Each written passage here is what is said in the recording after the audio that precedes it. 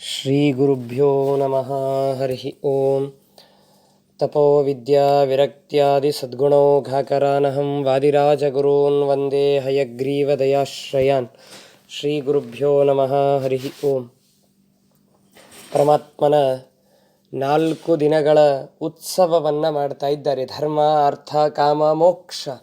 ಆ ದಿನಗಳಲ್ಲಿ ಆಯಾ ರೀತಿಯಾದಂತಹ ಫಲಗಳನ್ನು ಬೇಡ್ತಾ ಕೊನೆಯಲ್ಲಿ 4 ದಿನದ ಕಲ್ಯಾಣೋತ್ಸವವನ್ನು ಮಾಡಿ ಮೋಕ್ಷ ರೂಪವಾದ ಫಲವನ್ನು ಕೊಡಬೇಕು.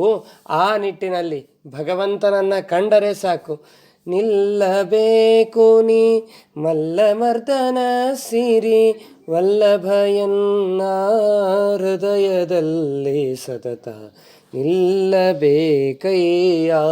ಕೃಷ್ಣಯ್ಯ. ನನ್ನ ಹೃದಯದಲ್ಲಿ ನೀನು ಗಟ್ಟಿಯಾಗಿ ನಿಲ್ಲು. ನೀನು ನಿಲ್ಲೋದು ಅಂತಂದ್ರೇನು? ಮೋಕ್ಷ ರೂಪವಾದ ಫಲವೇ ನಮಗೆ ಸಿಕ್ಕಂತೆ. ಕಿಮಲಭ್ಯಂ ಭಗವತಿ ಪ್ರಸನ್ನೆ ಶ್ರೀನಿಕೇತನೆ. ಸಾಕ್ಷಾತ್ ಭಗವಂತನೇ ಪ್ರಸನ್ನನಾದ ಮೇಲೆ ಯಾವುದೂ ಸಿಗೋದಿಲ್ಲ. ಅದಕ್ಕೆ ಎಲ್ಲರೂ ಕೂಡ ಆನಂದದಿಂದ ಆ ಭಗವಂತನನ್ನು ಕೊಂಡಾಡ್ತಾ ಇದ್ದಾರೆ. ಇಂದಿರೆ ರಮಣ ಗೋವಿಂದಾನದದಿ ಬಂದ ಮನ್ಮಾನಸಕೆ, ಶ್ರೀಹರಿ ಬಂದ ಮನ್ಮಾನಸಕೆ. ಭಗವಂತ ಬಂದಿದ್ದನ್ನು ಎಲ್ಲರೂ ಕೂಡ ಆನಂದದಿಂದ ಕಣ್ಣನ್ನು ತುಂಬಿಕೊಳ್ತಾ ಇದ್ದಾರೆ. ಭಗವಂತ ಬಂದು ಹಸೆ ಮಣೆಯ ಮೇಲೆ ಕುಳಿತ 4 ದಿನದ ಉತ್ಸವವನ್ನು ಎಲ್ಲ ದೇವಾನುದೇವತೆಗಳು ಕೂಡ ಅನಂತನಾಮಕನಾದ ಭಗವಂತನಿಗೆ ಅನಂತ ವೈಭವದಿಂದ ಈ ಉತ್ಸವವನ್ನು ನಡೆಸಿದ್ದಾರೆ.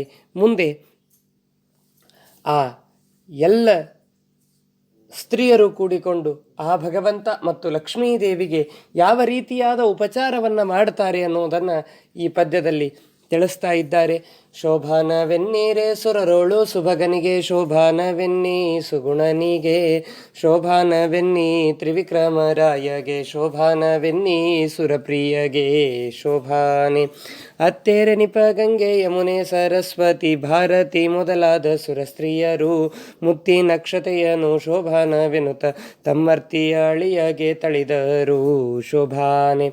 ಭಗವಂತನಿಗೆ ಅತ್ತೇರಾದಂತಹ ಗಂಗಾ, ಯಮುನಾ, ಸರಸ್ವತಿ, ಭಾರತಿ ಮೊದಲಾದಂತಹ ಎಲ್ಲ ನದ್ಯಭಿಮಾನಿ ದೇವತಾ ಸ್ತ್ರೀಯರು ಕೂಡ ತಮ್ಮ ಪ್ರೀತಿಯ ಅಳಿಯನಿಗೆ ಶೋಭನವಾಗಲಿ, ಒಳ್ಳೆಯದಾಗಲಿ, ಭದ್ರವಾಗಲಿ, ಮಂಗಲವಾಗಲಿ ಅಂತ ಆ ಮುತ್ತಿನ ಅಕ್ಷತೆಯ ಕಾಳುಗಳನ್ನು ಭಗವಂತನ ಮೇಲೆ ಹಾಕ್ತಾ ಇದ್ದಾರೆ. ಗಂಗಾ, ಯಮುನಾ, ಸರಸ್ವತಿ ಹೇಗೆ ತಾನೇ ಅತ್ತೇರಾಗಲಿಕ್ಕೆ ಸಾಧ್ಯ ಅಂತಂದರೆ, ನಮ್ಮ ಲಕ್ಷ್ಮೀದೇವಿ ಸಮುದ್ರರಾಜನಲ್ಲಿ ಅವತಾರ ಮಾಡಿದವಳು. ಅಂದರೆ ವರುಣನ ಕುವರಿಯವಳು, ವರುಣನ ಮಗಳು ಅಂದ ಮೇಲೆ ವರುಣನ ಹೆಂಡತಿ ಈ ಗಂಗಾ, ಯಮುನಾ, ಸರಸ್ವತಿ ಇವರೆಲ್ಲರೂ ಕೂಡ ಆ ಭಗವಂತನಿಗೆ ಮತ್ತೆ ಅತ್ತೇರೇ ಆಗಬೇಕಲ್ಲ. ಈ ನಿಟ್ಟಿನಲ್ಲಿ ಅತ್ತೆಯರು ಅಂತ ಹೇಳಿದ್ದಾರೆ. ಲಕ್ಷ್ಮೀದೇವಿಗೆ ನಿಜವಾಗಲೂ ಕೂಡ ಜನನವಿಲ್ಲ.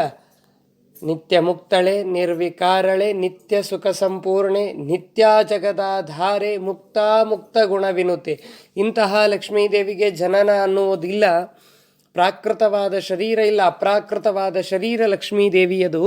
ಆದರೆ ಜನಿಸಿದವರಂತೆ ತೋರ್ತಾಳೆ. ಈ ವರುಣನಲ್ಲಿ, ಸಮುದ್ರ ರಾಜನಲ್ಲಿ ಜನಿಸಿದ್ದಾಳೆ ಅಂತಂದರೆ ಇವರೆಲ್ಲರೂ ಅತ್ತೇರಾದಂತೆ. ಈ ರೀತಿಯಾಗಿ ಅತ್ತೇರಾದಂತಹ ಗಂಗೆ, ಯಮುನೆ, ಸರಸ್ವತಿ ಇವರೆಲ್ಲರೂ ಕೂಡ ಬಂದು ಭಗವಂತ ಮತ್ತು ಲಕ್ಷ್ಮೀದೇವಿಯ ಮೇಲೆ ಶೋಭಾನದ ಪದವನ್ನು ಹೇಳ್ತಾ ತಾವು ಪ್ರೀತಿಯಿಂದ ಪ್ರೀತಿಯ ಅಳಿಯನಿಗೆ ಪ್ರೀತಿಯಿಂದ ಅಕ್ಷತೆ ಕಾಳುಗಳನ್ನು ಹಾಕಿದ್ದಾರೆ. ರತ್ನದಾರತಿಗೆ ಸುತ್ತಮುತ್ತನೆ ತುಂಬಿ ಮುತ್ತೈದರೆಲ್ಲ ಧವಳದ ಮುತ್ತೈದೆಯರೆಲ್ಲ ಧವಳದ ಪದನ ಪಾಡುತ್ತಲೆತ್ತಿದರು ಸಿರಿವರಗೆ ಶೋಭಾನೆ. ಅಕ್ಷತೆಯಾದ ನಂತರದಲ್ಲಿ ಆರತಿಯನ್ನು ಮಾಡ್ತಾ ಇದ್ದಾರಂತೆ. ಆ ಆರತಿಯನ್ನು ಮಾಡಬೇಕಾದರೆ ಧವಳ ಪದ ಅಂತ ಕರೀತಾರೆ. ಈ ಧವಳ ಪದದಿಂದ ಆರತಿಯನ್ನು ಭಗವಂತನಿಗೆ ಮಾಡಬೇಕು. ಧವಳ ಪದ ಅಂದರೆ ಏನು ಅಂತಂದರೆ, ಇದು ಒಂದು ಹಾಡಿನ ಒಂದು ಮಟ್ಟು. ಯಕ್ಷಗಾನದ ಸಂದರ್ಭದಲ್ಲಿ ಕೊನೆಯಲ್ಲಿ ಬಳಸುವಂತಹ ಒಂದು ಪ್ರಕಾರ ಇದು. ಯಕ್ಷಗಾನವನ್ನು ಮಾಡುವಾಗ ಈ ಯಕ್ಷಗಾನದ ಕೊನೆಗೆ ಆರತಿಯನ್ನು ಬೆಳಗ್ತಾರಲ್ಲ, ಅಂತಹ ಸಂದರ್ಭದಲ್ಲಿ ಬಳಸುವಂತಹ ಒಂದು ಪ್ರಕಾರ. ಇಂತಹ ಧವಳ ಪದವನ್ನು ಹಾಡ್ತಾ ಆ ಭಗವಂತನಿಗೆ ಮತ್ತು ಆರತಿಯನ್ನು ಮಾಡಿದರು. 4 ರಿಂದ 15 ಪಾದಗಳವರೆಗೆ ಈ ಧವಳ ಪದ ಇರ್ತದೆ, ಆದರೆ ಪಲ್ಲವಿ ಇರೋದಿಲ್ಲ. ಇಂತಹ ಧವಳ ಪದದಿಂದ ಭಗವಂತನಿಗೆ ಆರತಿಯನ್ನು ಮಾಡಬೇಕಂತೆ. ಎಲ್ಲರೂ ಕೂಡ ಆರತಿಯನ್ನು ಮಾಡ್ತಾ ಇದ್ದಾರೆ ನಮ್ಮ ಭಗವಂತನಿಗೆ. ಹೇಗೆ ಮಾಡಿದರು? ಅಂಧಕನನು ಜನ ಕಂದನ ತಂದೆಯ ಕೊಂದನ ಶಿರದಲ್ಲಿ ನಿಂದವನ ನಂದನ ಪಡೆದನ ಅರವಿಂದ ನಳನೋಲ ವಿಂದ ಧರಿಸಿದ ಮುಕುಂದನಿಗೆ ಮಂಗಳಂ ಜಯ ಮಂಗಳಂ ಮಂಗಳಂ ಜಯ ಮಂಗಳಂ. ರಥವನಡರಿಸೋರ ಪಥದಲ್ಲಿ ತಿರುಗುವ ಸುತನಿಗೆ ಶಾಪವನಿತ್ತವನ ಖತಿಯನು ತಡೆದನ ಸತಿಯ ಜನನಿಸುತ್ತ ಸತಿಯರ ನಾಳಿದ ಚತುರನಿಗೆ ಮಂಗಳಂ ಜಯ ಮಂಗಳಂ. ಹರಿಯ ಮಗನ ಶಿರ ಹರಿದನ ತಂದೆಯ ಹಿರಿಯ ಮಗನ ತಮ್ಮನ ಪೀತನ ಭರದಿ ಭಕ್ಷಿಸುವನು ಶಿರದಲ್ಲಿ ನಟಿಸಿದ ವರಕ್ಕಾಗಿ ನೆಲೆಯಾದಿ ಕೇಶವರಾಯಗೆ ಮಂಗಳಂ ಜಯ ಮಂಗಳಂ ಮಂಗಳಂ ಜಯ ಮಂಗಳಂ. ಈ ರೀತಿಯಾಗಿ ಮಂಗಲವಾಗಲಿ ಜಯವಾಗಲಿ ಅಂತ ಅಕ್ಷತೆಯನ್ನು ಹಾಕಿದರು. ಇನ್ನೆಲ್ಲರೂ ಕೂಡ ಆರತಿಯನ್ನು ಮಾಡ್ತಾ ಇದ್ದಾರೆ. ಆ ಆರತಿಯನ್ನು ಮಾಡುವಾಗ ಭಗವಂತನ ಅದ್ಭುತವಾದ ಗುಣಕೀರ್ತನೆಗಳನ್ನು ಹೊಗಳ್ತಾ ಇದ್ದಾರೆ. ನಮ್ಮಲ್ಲಿಯೂ ಆರತಿ ಮಾಡ್ತಾರೆ. ನಾನು ಅನೇಕ ಬಾರಿ ಹೇಳ್ತಾ ಇರ್ತೇನೆ, ಆರತಿ ಅಂತಂದರೆ ನಾವೇ ಪುರುಷರು ಹೇಳಿಕೊಂಡು ದುಡ್ಡನ್ನು ಹಾಕಿ ಆರತಿಯನ್ನು ಮಾಡಿಸಿಕೊಳ್ಳುವುದು ವರ್ಷಕ್ಕೆ ಒಮ್ಮೆ ದೀಪಾವಳಿಗೆ. ಆದರೆ ದುಡ್ಡಿಲ್ಲದೇನೆ ನಿತ್ಯದಲ್ಲಿ ಮಂಗಳಾರತಿ ಮಾತ್ರ ಆಗ್ತಾ ಇರ್ತದೆ. ಆರತಿ ಮಾತ್ರ ವರ್ಷಕ್ಕೊಮ್ಮೆ, ಮಂಗಳಾರತಿ ಮಾತ್ರ ನಿತ್ಯದಲ್ಲಿ. ಹಾಗೆ ಭಗವಂತನಿಗೆ ಆರತಿಯನ್ನು ಮಾಡಬೇಕಾದರೆ ನಮ್ಮಲ್ಲಿ ಯಾವ ಗುಣಗಳು ಇರೋದಿಲ್ಲ, ಆದರೆ ಗುಣಗಳನ್ನು ತುಂಬಿದ ಪದಗಳಿಂದ ನಮಗೆ ಆರತಿಯನ್ನು ಮಾಡ್ತಾರೆ. ಆದರೆ ಭಗವಂತನ ಆರತಿ ಇದು ಗುಣಗಳನ್ನು ತುಂಬಿದಂತಹ ಆರತಿ. ಈ ತುಂಬಿದಂತಹ ಭಗವಂತನಿಗೆ, ಗುಣಪೂರ್ಣನಾದಂತಹ ಭಗವಂತನಿಗೆ ಆರತಿಯನ್ನು ಮಾಡ್ತಾ ಇದ್ದಾರೆ. ಅದನ್ನು ನಮ್ಮ ವಾದಿರಾಜರು ಮಹೋನ್ನತವಾಗಿ ವರ್ಣನೆ ಮಾಡ್ತಾರೆ. ವೇದವ ತಂದು ಬೆಟ್ಟವ ಪೊತ್ತು ಧರಣಿಯ ಸಾಧಿಸಿ ಕಂಬದಿ ಬಂದವಗೆ ಭೂದಾನವ ಬೇಡಿ ನೃಪನ ಸಂಹರಿಸಿದ ಆದಿಮೂರುತಿಗೆ ಆರತಿಯತ್ತೀರೆ ಆನಂದಮಯಗೆ ಚಿನ್ಮಯಗೆ ಶ್ರೀಮನ್ನಾರಾಯಣಗೆ ಆರತಿಯತ್ತೀರೆ ಆನಂದಮಯಗೆ ಚಿನ್ಮಯಗೆ. ಇಂದು ವದನೆ ಕೂಡಿ ಅಡವಿಯ ಚರಿಸಿ ನಂದ ಗೋಕುಲದಿ ನಲಿದವಗೆ ಮಂದಗಮನೆಯರ ಮುಂದೆ ನಿರ್ವಾಣದಿ ನಿಂದ ಮೂರುತಿಗೆ ಆರತಿಯತ್ತೀರೆ ಆನಂದಮಯಗೆ ಚಿನ್ಮಯಗೆ. ತುರಗವನೇರಿ ದುಷ್ಟರ ಸೀಳಿ ಸುಜನರ ಪೊರೆವ ಮಂಗಲ ಹಯವದನನಿಗೆ ವರದ ಯಾದವ ಸಿರಿ ಆದಿನಾರಾಯಣನ ಚರಣ ಕಮಲಕ್ಕೆ ಆರತಿಯತ್ತೀರೆ ಆನಂದಮಯಗೆ ಚಿನ್ಮಯಗೆ. ಶ್ರೀಮನ್ನಾರಾಯಣಗೆ ಆರತಿಯತ್ತೀರೆ ಆನಂದಮಯಗೆ ಚಿನ್ಮಯಗೆ. ಈ ರೀತಿಯಾಗಿ ಎಲ್ಲರೂ ಕೂಡ ಆರತಿಯನ್ನು ಮಾಡಿದ್ದಾರೆ. ಮುಂದೆ ಎಲ್ಲ ದೇವಾನುದೇವತೆಗಳು ಭಗವಂತನಿಗೆ ಉಡುಗೊರೆಯನ್ನು ತಂದು ಕೊಡ್ತಾ ಇದ್ದಾರಂತೆ.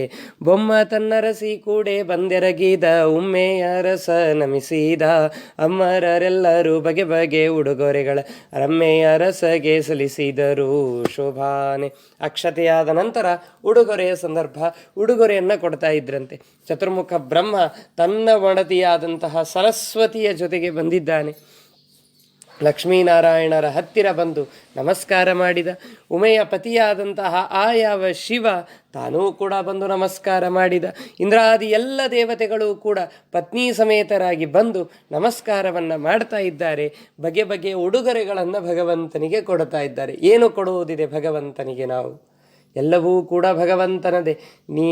ನಂದೇನದೋ ಸ್ವಾಮಿ ನಿಂದೇ ಇದೆಲ್ಲವೂ ಅಂತ ಹೇಳಿದಂತೆ ಎಲ್ಲವೂ ಕೂಡ ಭಗವಂತನದೇ. ಆದರೂ ಕೂಡ ಭಗವಂತನಿಗೆ ಇವರೆಲ್ಲರೂ ಉಡುಗೊರೆಗಳನ್ನು ಕೊಡ್ತಾ ಇದ್ದಾರೆ, ಇವರೆಲ್ಲರೂ ನಮಿಸಿದ್ದಾರೆ ಅಂದಮೇಲೆ ಶಿವ ಸರ್ವೋತ್ತಮ ಅಲ್ಲ, ಬ್ರಹ್ಮ ಸರ್ವೋತ್ತಮ ಅಲ್ಲ, ಪರಬ್ರಹ್ಮನೇ ಸರ್ವೋತ್ತಮ ಎನ್ನುವ ತತ್ವವನ್ನು ತಾವು ತಿಳಿಸ್ತಾ ಇದ್ದಾರೆ. ಮುಂದೆ ಒಬ್ಬೊಬ್ಬರು ಏನೇನು ಉಡುಗೊರೆಗಳನ್ನು ನೀಡಿದರು. ಸತ್ಯಲೋಕದ ಬೊಮ್ಮ ಕೌಸ್ತುಭ ರತ್ನವನಿತ್ತ ಮುಕ್ತಾಸುರರು ಮುದದಿಂದ ಮುತ್ತಿನ ಕಂಠೀಸರ ಮುಖ್ಯ ಪ್ರಾಣ ನಿತ್ತ ಮಸ್ತಕ ಮಣಿಯ ಶಿವನಿತ್ತ ಶೋಭಾನೆ. ಸತ್ಯಲೋಕಕ್ಕೆ ಅಧಿಪತಿಯಾದ ಬ್ರಹ್ಮ ತಾನು ಕೌಸ್ತುಭ ರತ್ನವನ್ನು ಭಗವಂತನಿಗೆ ಸಮರ್ಪಣೆ ಮಾಡಿದ. ಮುಕ್ತರಾದಂತಹ ಸುರರು ದೇವತೆಗಳು ಎಲ್ಲರೂ ಕೂಡಿಕೊಂಡು ಆನಂದದಿಂದ ಮುತ್ತಿನ ಕಂಠೀಸರವನ್ನು ಸಮರ್ಪಣೆ ಮಾಡ್ತಾ ಇದ್ದಾರೆ. ಆಮೇಲೆ ಸರವನ್ನು ಮುತ್ತಿನ ಕಂಠಿಯನ್ನು ಕೊಟ್ಟಿದ್ದಾರೆ. ಭಗವಂತ ಅವನ ಪ್ರೀತಿಗೆ ಪಾತ್ರರಾದಂತಹ ವಾಯುದೇವರು ಸರವನ್ನು ಆ ಭಗವಂತನಿಗೆ ಸಮರ್ಪಣೆ ಮಾಡ್ತಾ ಇದ್ದಾರೆ. ಮಸ್ತಕದ ಮಣಿಯನ್ನು ಶಿವ ಕೊಟ್ಟಿದ್ದಾನೆ. ಹೀಗೆ ಎಲ್ಲರೂ ಕೂಡ ಒಂದೊಂದನ್ನು ಕೊಡ್ತಾ ಇದ್ದಾರೆ. ತನ್ನರಸಿ ಕೂಡೆ ಸವಿ ನೋಡಿ ನುಡಿವಾಗ ವದನ್ನದಲ್ಲಿದ್ದಗ್ನಿ ಕೆಡದಂತೆ ವನ್ನಿ ಪ್ರತಿಷ್ಠೆಯ ಮಾಡಿ ಅವನೊಳಗಿದ್ದ ತನ್ನಾಹುತಿಯ ಇತ್ತ ಸುರರಿಗೆ ಶೋಭಾನೆ. ಆ ಲಕ್ಷ್ಮೀದೇವಿಯ ಜೊತೆಗೆ ವಿಹಾರವನ್ನು ಮಾಡ್ತಾ, ಆಟವನ್ನು ಮಾಡ್ತಾ, ಒಳ್ಳೆಯ ಮಾತುಗಳನ್ನು ಹೇಳ್ತಾ ಆ ಲಕ್ಷ್ಮೀದೇವಿಯನ್ನು ಆಲಿಂಗನ ಮಾಡಿಕೊಳ್ಳುವ ಸಂದರ್ಭದಲ್ಲಿ ತನ್ನ ಬಾಯಿಯಲ್ಲಿರುವ ಅಗ್ನಿ ಮುಖಾದಿಂದ್ರಶ್ಚಾಗ್ನಿಶ್ಚ ಪ್ರಾಣಾದ್ವಾಯುರಜಾಯತ್, ತನ್ನ ಮುಖದಲ್ಲಿರುವಂತಹ ಅಗ್ನಿ ಇದು ಕೆಡಬಾರದು, ಅದಕ್ಕಾಗಿ ಅಗ್ನಿ ಪ್ರತಿಷ್ಠೆಯನ್ನು ಭಗವಂತ ಮಾಡ್ತಾ ಇದ್ದಾನೆ. ವಿವಾಹದ ಹೋಮ, ಆ ಹೋಮದ ಒಂದು ಸಂದರ್ಭಕ್ಕಾಗಿ ತನ್ನಲ್ಲಿರುವ ಅಗ್ನಿಯನ್ನು ತನ್ನ ಮುಂದೇನೆ ಪ್ರತಿಷ್ಠಾಪನೆ ಮಾಡ್ತಾ ಇದ್ದಾನೆ. ತಾನೇ ಅದರಲ್ಲಿ ಸೇರಿಕೊಂಡು ಆವಿರ್ಭಾಗವನ್ನು ಸಮರ್ಪಣೆ ಮಾಡ್ತಾ ಎಲ್ಲ ದೇವತೆಗಳಿಗೆ ಭಗವಂತ ಕಳಿಸಿಕೊಡ್ತಾ ಇದ್ದಾನೆ. ಇದು ಭಗವಂತನ ಅದ್ಭುತವಾದ ಆಟ. ಮಕ್ಕಳ ಪಡೆದರೆ ನಿನ್ನ ಚೊಕ್ಕತನವು ಪೋಪುದೆಂದು ಹೊಕ್ಕಳಿನೋಳು ಮಕ್ಕಳ ಪಡೆದು ಕಕ್ಕುಲಾತಿ ಪಡುವಂತೆ ಮರಳು ಮಾಡಿಕೊಂಡೆಯಲ್ಲಿ ಮಾಯಾದೇವಿಯೇ ಮಾಯಾದೇವಿಯೇ ಮಾಯಾದೇವಿಯೇ. ಭಗವಂತ ಪ್ರೀತಿಯಿಂದ ಲಕ್ಷ್ಮೀದೇವಿಯ ಜೊತೆಗೆ ಮಾತಾಡ್ತಾ ಇದ್ದಾನಂತೆ. ಎಷ್ಟು ಚೆನ್ನಾಗಿದ್ದಾಳೆ ನಮ್ಮ ಲಕ್ಷ್ಮೀದೇವಿ ಅಂತ ಹೊಗಳ್ತಾ ಆ ಲಕ್ಷ್ಮೀದೇವಿಯ ಸೌಂದರ್ಯವನ್ನು ಹೊಗಳ್ತಾ ಇದ್ದಾನಂತೆ. ಜಯ ಕೊಲ್ಹಾಪುರ ನಿಲಯೇ ಭಜದಿಷ್ಟೇ ತರವಿಲಯೇ ತವ ಪಾದೋ ಹೃದಿ ಕಲಯೇ ರತ್ನರಚಿತವಲಯೇ ರತ್ನರಚಿತವಲಯೇ. ಜಯ ಜಯ ಸಾಗರ ಜಾತೆ ಕುರು ಕರುಣಾಮಯಿ ಭೀತೆ ಜಗದಂಬಾಭಿದಯಾತೆ ಜೀವತಿ ತವ ಪೋತೆ. ಜಯ ಜಯ ಸಾಗರ ಸದನಾ ಜಯ ಕಾಂತ್ಯಾಜಿತ ಮದನ ಜಯ ದುಷ್ಟಾಂತಕ ಕದನ ಕುಂದ ಮುಕುಲರದನ ಕುಂದ ಮುಕುಲರದನ.